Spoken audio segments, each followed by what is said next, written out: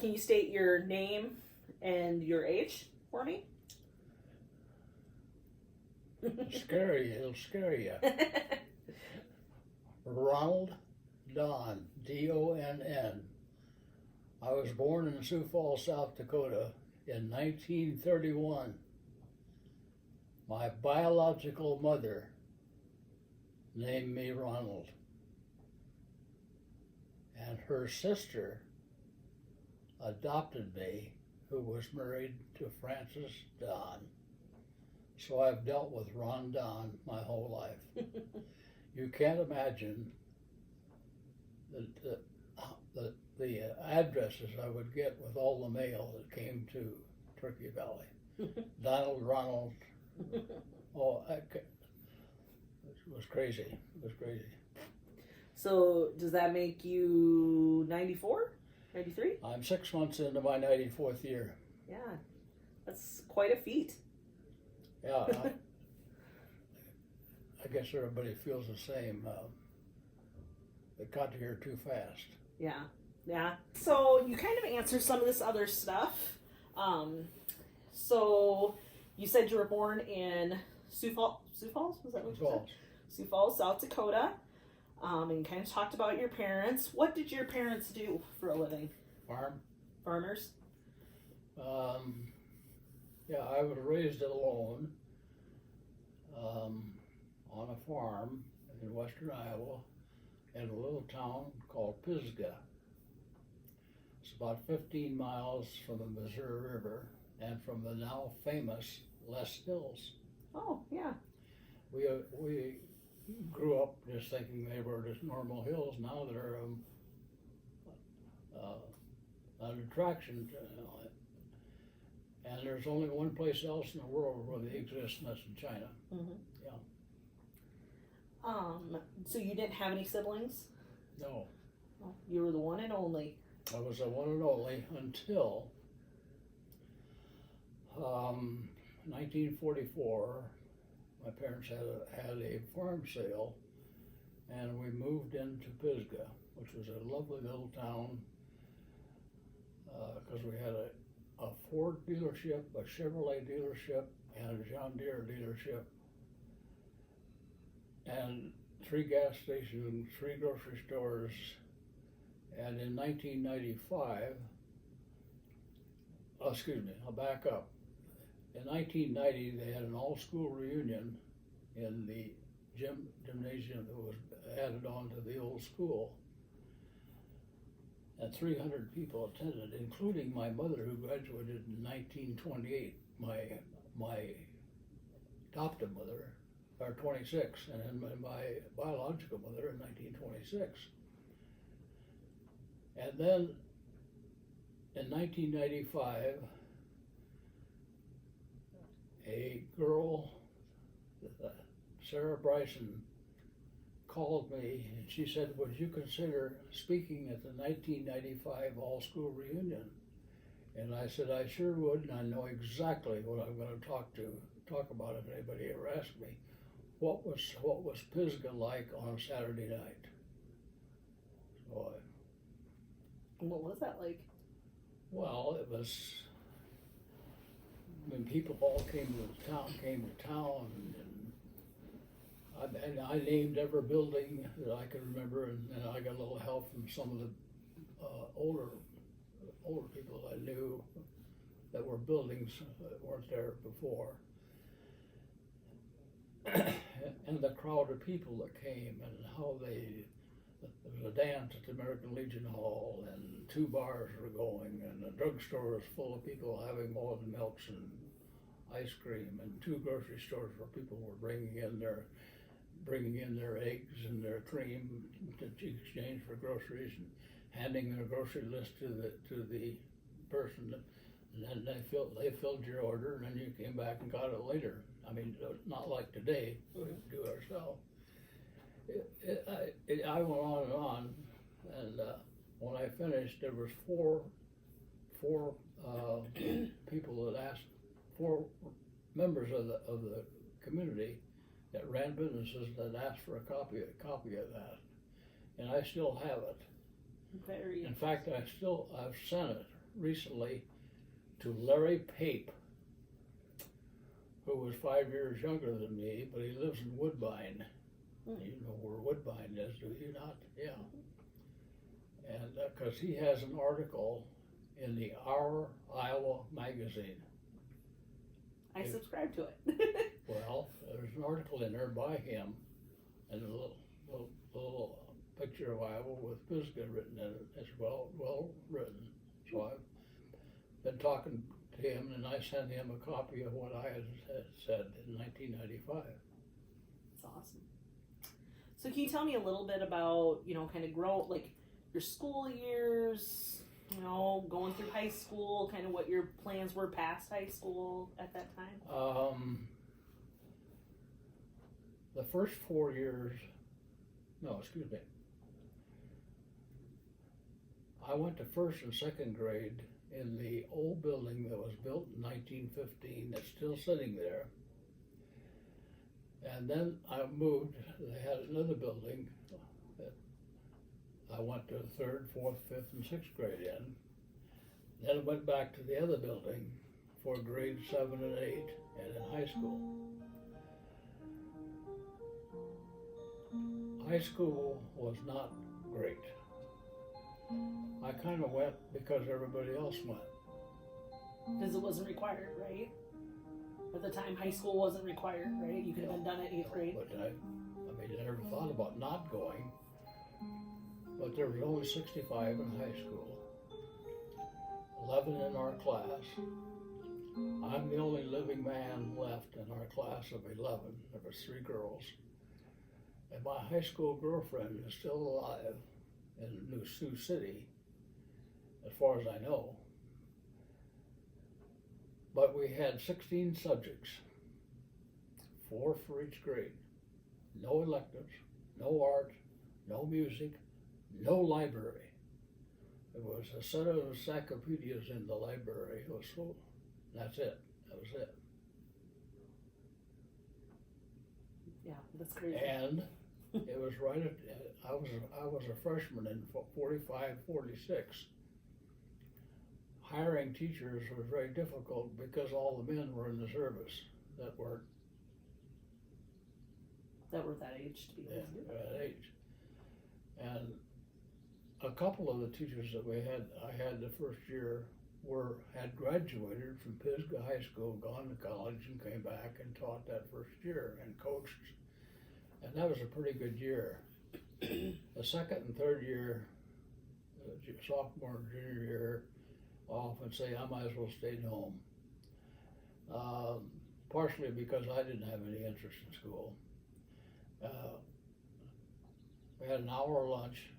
I'd walk home for lunch, hurry downtown and play pool until go back to class at 1 o'clock. And I graduated in 1949. And then I went to business school in Omaha called Commercial Extension School of Commerce. I went there for 11 months, and during those 11 months I worked at a little coffee shop nearby. And next door was a very exclusive women's dress store, but on the second floor was Northern Natural Gas headquarters. Well, I got promoted from washing dishes to finally making malts and sandwiches for many months, and I got acquainted with many of these men. And one day, one of them said, "Would you be interested in a job?" I said, "Of course I would." So I went to work for Northern Natural Gas in June of 1950, before the Korean War started.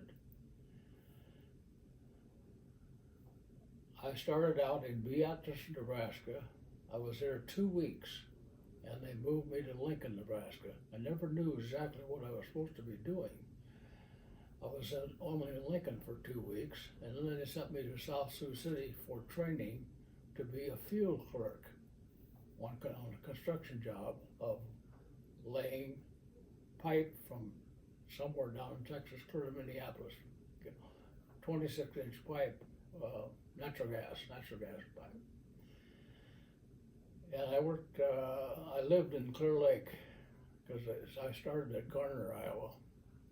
My job was, when those trucks came in with these long 4, 5, 6, 7 long lengths of pipe on them, I had to measure every one of those pipes, which I thought was kind of strange. Why didn't they make them all the same length?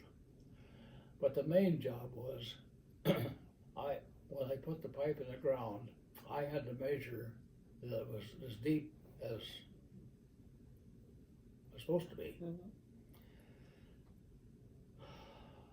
Then we moved north, and I moved north to Albert Lea, Minnesota. Stayed in the Albert Lea Motel for almost 6 weeks. And now, your students, and maybe even you won't remember this, but I walked in from work one day, and there stood Elizabeth Taylor and her first husband, Nicky Hilton. Her first marriage. She was the same age as I was, 18.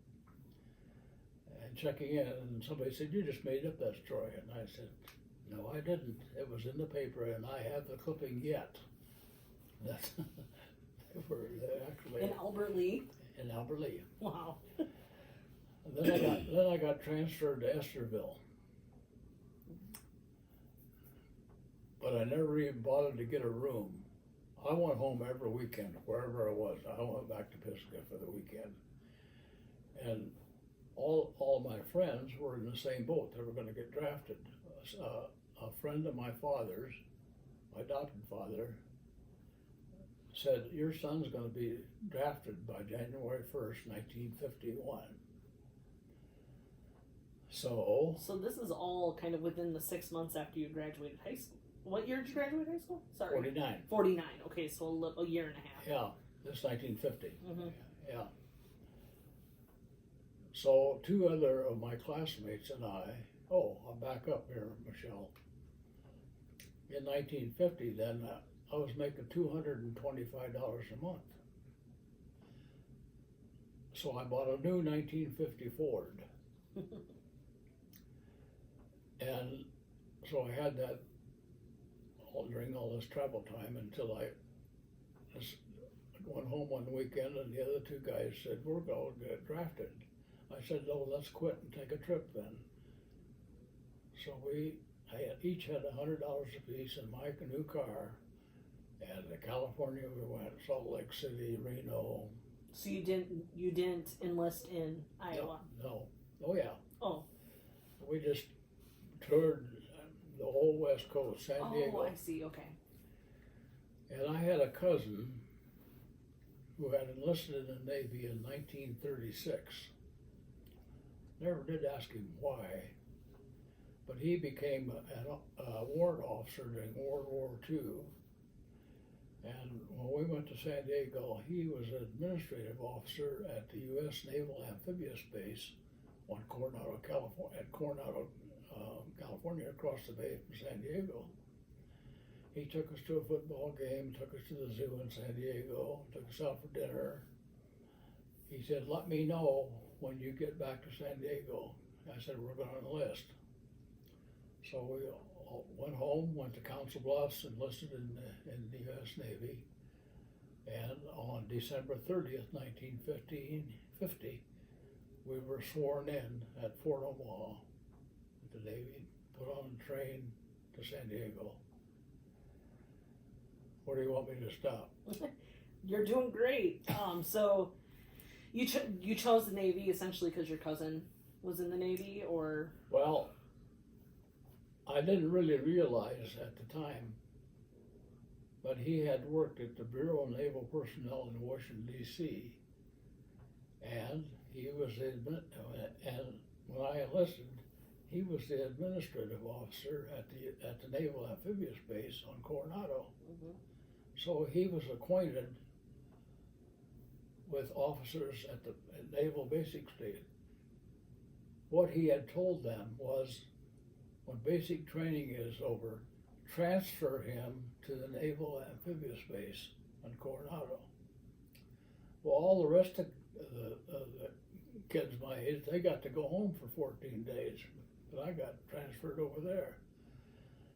Well, the reason was, and when I got transferred over there, I rode a garbage truck for about 3 months with 2 other guys. Every day we made the rounds of the base, emptying all the garbage cans and stuff. But the reason was he was going to send me to yeoman school. Do you know what a yeoman Mm-hmm. is? And I went there for 9 weeks, and that was really a good back to the where I'd done the basic training for the Navy, and that was a good 9 weeks training. And then he assigned me to Commander Landing Ship Flotilla 3, which was an organization of about 15 officers and maybe 15 enlisted men. They were in charge of all the amphibious type ships on the West Coast and Hawaii. So I never was assigned to a ship, even though I ended up being on several, moving from one to the other. We got tired of moving. And it was good duty because and one of my parents, when I graduated from basic training, my parents had brought my new 1950 Ford out, and then they flew back, or went on train, I don't remember which. So I had this car, and so I was popular. I never had to buy any gas. Wherever we wanted to go to Los Angeles or wherever. So you did basic in San Diego? Yep, did basic in San Diego. So when did you ship out? Shipped out last of August of 1952. Went right straight to Hawaii and went to Pearl Harbor. Went in. If I stammer, I'm sorry, because That's okay. I have to stop and think. I've been in and out of Pearl Harbor 4 times, on the way over and the way back, and we'd have 2 days on the island to do what we want, and that was always good. The first, I just had my John and Leslie's daughter, Karen, that lives here. She and her family just went to Hawaii over Easter. And I emailed her and I told her, when I was there was a famous pink hotel. It's still there. It's marvelous. And when I said next door to it, there was one high-rise hotel. One. When Shirley and I were married 40 years, we went to Hawaii. There was 110 high-rise hotels that had been built during that period of time. Wow. And what's interesting, Hawaii wasn't even a state then when you went there. It's just territory yet. Oh, when you went to Hawaii in the early 50s, 52 or whatever, yeah, it wasn't a state yet. It was just a territory. Exactly. Yeah, that's crazy. Yeah. Under Japan was under military. Yep. I actually just finished taking some classes because it's the 8 years of like the Tokyo fire bombings, Okinawa, and the atomic bombs will be this fall. So I just took some classes with that, and very interesting. Yeah. But so you stopped in Hawaii on your way. Did you go from Hawaii to Japan, or did you go somewhere? Right. I had no duties at all. We were just moving. We boxed up everything, and typewriters and mimeograph machines and all that. So why were they sending you to Japan? To relieve Flotilla 1. Okay. Flotilla 2 was on the East Coast. Again, both of them in charge of amphibious ships. So we went to relieve them. And we had an office on the U.S. Naval base, which was formerly a Japanese naval base. It was very nice, had a great hospital, and we established an office in one of the office buildings there, within walking distance from an LST where we also had an office. It's just confusing. I actually spent more time in Japan than I did in Korea, because I only made 2 trips to Korea. And even one of those, we changed ships. I can't remember why. I remember we went on a APA, which is a large amphibious ship, and the P stands for personnel. We hauled hundreds of Army troops. Down the bunks were seven high, and those Army guys would get so seasick and vomit, and it was just. Did you ever have problems with that kind of stuff? Never got seasick. And I can't remember where we unloaded those men. Because where was your base in Japan? Yokosuka. Yeah, that's where we were based. I spent most of my time. We were only gone 9 months. Spent most of the time in Yokosuka. Had an office there. Me and one other yeoman. And when we went to sea, he would stay there and I would go on the ship. I don't know how that happened, don't remember. So you dropped? I was never frightened, ever. Never, in fact, I kind of enjoyed it. Yeah. And seeing all this new country and. That's what I was going to ask you. So being a farm boy from Iowa. Yeah. How different was that for you? Well, it was quite a contrast. Besides, Yokosuka was set up for lots of naval ships docked there, and aircraft carriers docked there. The first time, no, maybe not the first time. One of the first times that I went on leave off in an LST. A hurricane came through. They called them typhoons over there, and so we couldn't get back to our ship. So they put us on this aircraft carrier, give us a pillow and a blanket, and lay on the deck. Well, my friend and I decided to explore that aircraft carrier, which not near the size they are now, but it still was big. We got lost and couldn't find our way back, but we found the library.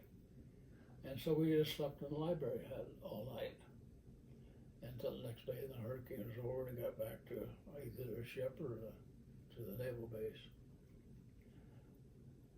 One time we went north. I can show you these. How you want to do this? After we do our talking, I'll have you. All right. Yep.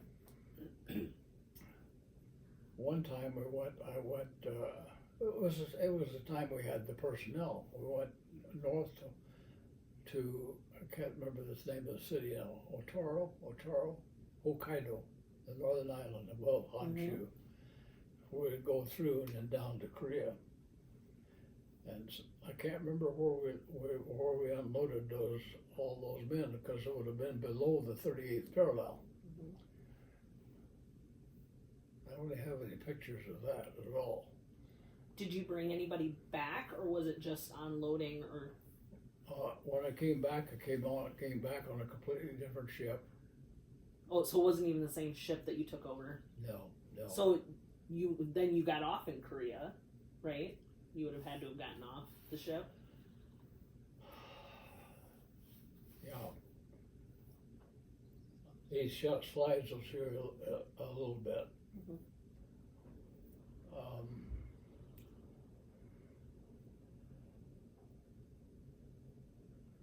I have to think back.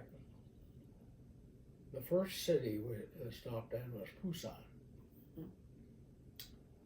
below the 38th parallel.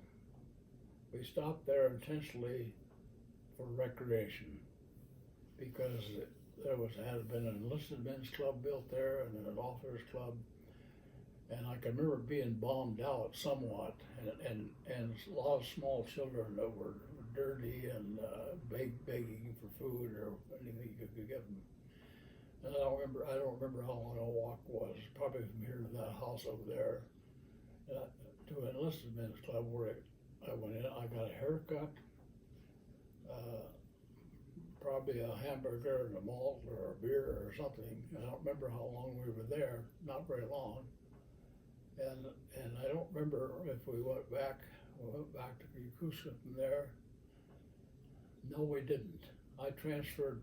That's one of the times we moved again. We boxed everything up, moved on to an LST. Do you know what an LST is? Can you explain it? LST is about 300 feet long and it's flat bottom, and the big doors in front open up like this, and they can go up on the beach and open up, and we hauled military equipment, cannons and tanks and trucks and jeeps, and it could come out in front. We transferred over to one of those, and I got pictures of where that took place. And this little village and all these people standing around watching, and obviously very poor. And well, I can say more about those, I guess, when we look at the pictures. So that was your first trip to Korea? Or is that your second one? Because something you shared with me in your email was about like a fake landing, a mock landing that you guys were doing. I'd love to hear more about that. I actually touched the land twice. That's where I said at Busan, where I went to enlisted men's club. The other one is where we had transferred over to this LST with loaded with equipment. I don't remember, and unloaded it.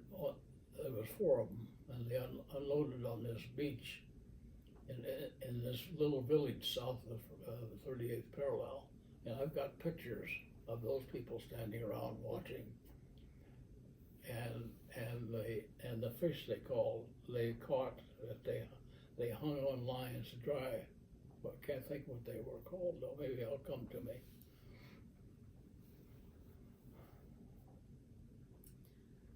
So you did your LST landing. You took those gentlemen over. So can you tell me a little bit about that mock landing, like the? Oh, okay. Yeah, can you tell me a little bit about that? That really intrigued me because I didn't that really was the know much last about time. That was the last time that I went, and that was north of the 38th parallel. It was a mock invasion of Wonsan, Korea. North of the 38th parallel, there was 115 ships involved, of all kinds, cruisers, destroyers, LSTs. I was on an LST. And for 3 days, the USS Iowa and the USS Missouri launched those salvos, those 16-inch shells, into Wonsan with the intention of drawing the enemy back away from the 38th parallel to protect Wonsan. And it worked temporarily. But here we were for 3 days, and I remember I was sat in the front of this LST with the doors open. We just sat out there a couple miles and watched. And we could see that they were shooting back, but they never hit anything. You could see them hit in the water. But so what was the purpose of the mock invasion? So to draw them away, but what was kind of the intention? Well, the intention was so the United Nations troops could move further north across the 38th parallel, and they did, but it didn't work long because the enemy eventually drove them back south of the 38th parallel. But an expensive. All those ships were scattered out here, and it was on 8-hour shifts. Sitting in front of that LST for 8 hours and just watch what was going on. Try to get some sleep was for it 8 hours loud? and 8 hours back on. Yeah, loud. 3 days. Not that I recall. You know, we could hear it, but Yeah. we were far enough away from the battleships. We're closer to the shore than we were. Yeah. So Well, the thing was that it was with all intent to land, mhm. but they had no intentional landing. But all the ship, the LST, but we were loaded with war equipment. You know, jeeps, tanks. But I don't remember what was all. And so after those 3 days, you guys just turned around and went back to Japan, or? Yep. Turned around and went back to Japan. Let's see here. Just trying to see if. Oh, I was gonna ask. Did the young men that signed up with you, did you guys serve together, or were they elsewhere? No. No, not at all. I don't remember. See, one of them got assigned to an LST, and he was on that thing the whole time he was in service. One of them went to Guam. I don't remember where the other guy went. The other guy wasn't in our class, which didn't matter. He was a veterinarian son from Bisgib, but whatever. I don't know where he went. So tell me about kind of the end, like when you're coming back and the end of the war. So were you in Japan when the war ended? No. When we came back, of course, we got to go into Pearl Harbor again and spend 2 days. So when is this? Like what time? Like, Would have been March of 1952, 53. Okay. We were only gone 9 months, mhm. and when we got back to Hawaii, 4 of us rented a Chevrolet convertible and toured the island, and then back to San Diego. And when the ship docked in San Diego, my parents met the ship with their new 1949 Ford. Well, wasn't quite new. New to them. Good. Yeah, and left it for me. And during the time that I was gone, one of my high school classmates and her parents and her sister had moved to Pasadena, California. So I was anxious to see anybody from home because he had been the custodian at our school, and I'd known him ever since I started school with her in 1937.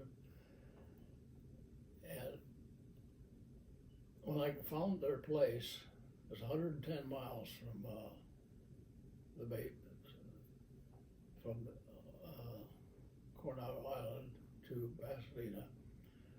No GPS in those days, of course.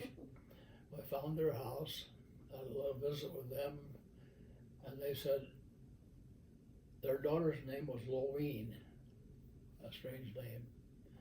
She said she and her best friend are at a wedding shower down at Rose Bowl Park.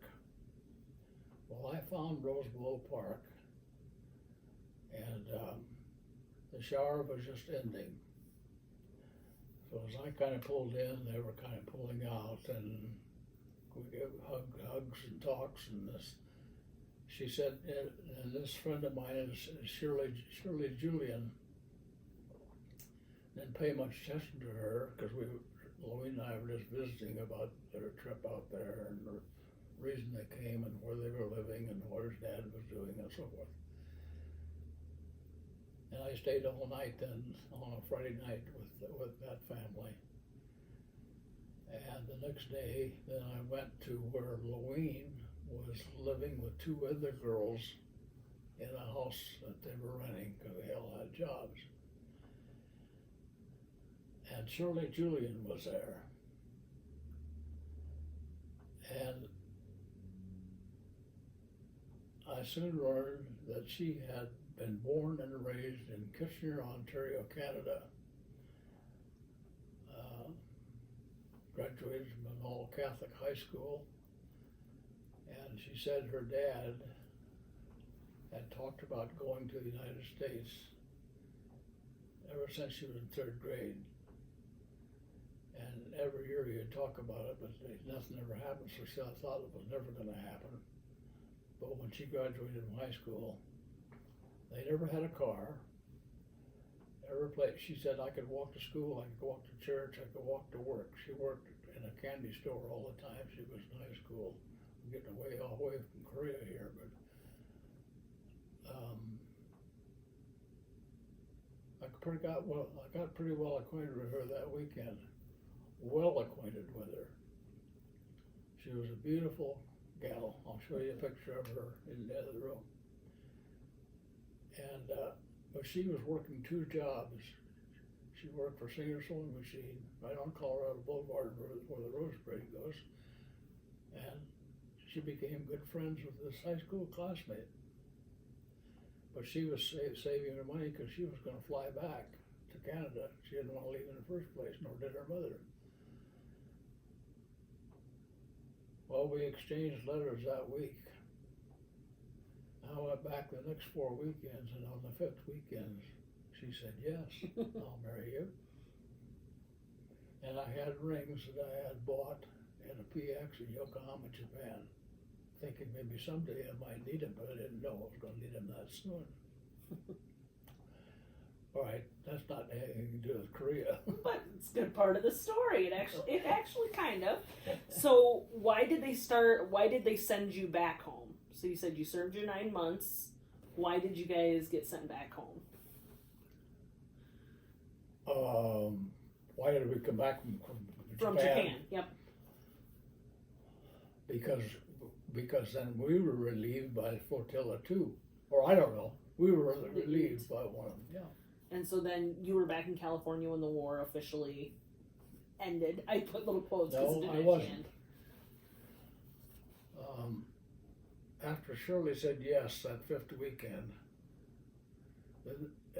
I did not know until I returned to San Diego, or returned to base. The next day I found out that we had orders to go to board the ship and go to Seattle and wait for 16 LSTs to be loaded with 55-gallon drums of oil that we were going to take to Alaska for the radar stations.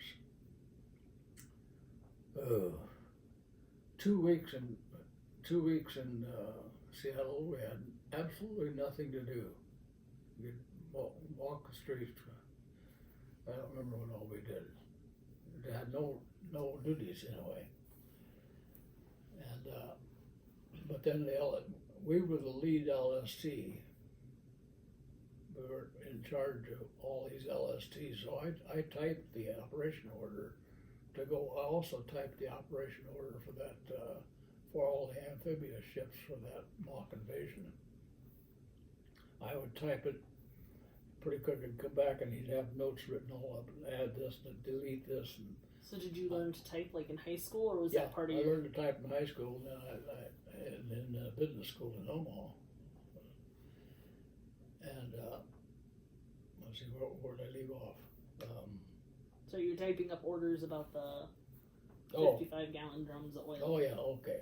That was a long trip, long, slow trip. 16 trips, one ship following the other up through the Aleutian Islands. We got up almost to Point Barrow, and the ice was 12 foot thick. So obviously we couldn't go any further. So a Coast Guard icebreaker came and broke through that ice so that these 16 ships would go over the top of Alaska. And this is in July of 1953. And there were not icebergs, but there was ice floes scattered all over it. Some days we'd only make 3, 4, 5 miles. And with 16 ships doing that, it took a long time to get to our destination, which was crossed over the line from Alaska into Canada into the Beaufort Sea. No ship had ever gone that far before. Well, once we got that far, then everybody, except the officers, of course, had to take shifts again of unloading those. I don't even remember how we did it. And then we zigzagged, once we had them all unloaded, we zigged back through all these ice floes to get back to, eventually got back to, all the way to San Diego. I was gone 90 days. When I got back, well, I got in my car and went up to see Shirley. Her mother had talked her out of getting married. She was too young. She was 18. We were devastated. So, back to San Diego. Couldn't get her off my mind. The second week I called and said, can I come up and see you? And she said, yes, come up. So I went up and I took her to the Hollywood Palladium in Hollywood and danced to, that was the big band era. Mostly we sat in a dark corner, and when she left she had the engagement ring back on her hand. 9 months later we were married. And the last 8 months of my enlistment, we lived in a little a nice little 3-room apartment on Coronado Island, about six blocks from where the aircraft carriers would dock. My dad, when my parents would come out, they would see him. My dad walked down there and said, I can't see how that thing could possibly float. Yeah. And then I discharged October 1st, 1954. And did you stay in San Diego, or did you move back to Iowa, or? We went to Iowa for a short visit with my parents, and we went to Canada to meet for her to introduce me to all her relatives. Her mother was one of 6 girls, and all 6 of those women, her sisters lived in Canada, so we went to all their places and met all the nieces and nephews, and eventually came back. I had no job, no money. Neither one of us had it. I had $1,200 mustering out pay when I left San Diego. But you could stretch $1,200 a long ways in 1953, 52. I went to work at the Ford Garage in Pisgah, Iowa for $40 a week. And we rented a little 3-room house for $40 a month. And Shirley was pregnant with our first child, which is Leslie. But we knew we had to do something different than that, so I went to Omaha and applied for a job with the Mutual of Omaha. And I was hired on the spot for $240 a month. And then looked for an apartment. Shirley couldn't hardly go because she was nursing Leslie. So, well, yeah, she did go. She did come, because we went out and bought a bunch of furniture. And then she'd come back and nurse Leslie, and then we'd go out and buy some more furniture.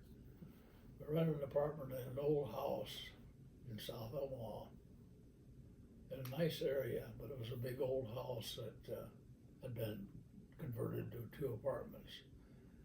So we rented it, $70 a month. Didn't like it. We went home every weekend. We went home to Pisgah every weekend. It was only 45 miles. I did that for 4 months. So and amazing, I worked in the computer department in 1953. You can imagine, or 54. Well, I don't remember seeing any computer, but all I did was stand in a machine and put in punch cards. Ran through this machine, and eventually I'd take them out and put them in this machine. It would print out something that somebody else would take care of. Well, I did that for 4 months, and I said, no, this is not right. Well, I had some friends that were older than me. So why don't you use your GI Bill and go to college? And I thought, me, go to college with the high school education I had, which wasn't too great. But that's what I did. They said, we'll take you to Cedar Falls. So we went up there, and I got enrolled at it was IST then, Iowa State Teachers College. Got enrolled, got a place to live. We could not get into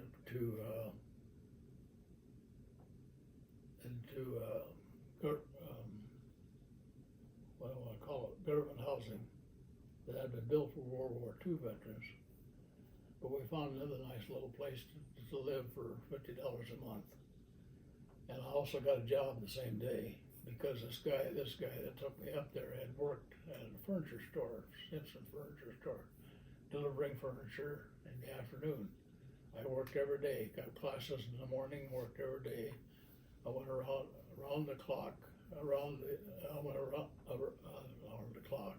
I went year round, summer school long, and graduated in 3 years.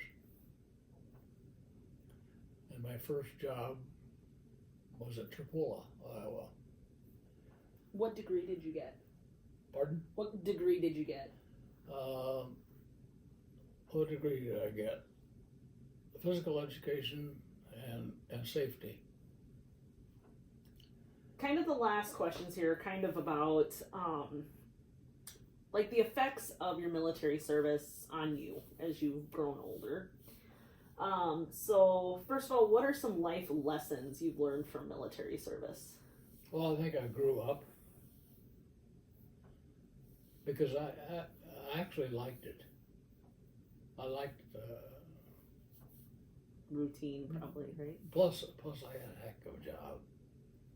8 to 4 job every day. Mm-hmm. We didn't have any inspections or anything like we normally would have with this organization. And plus,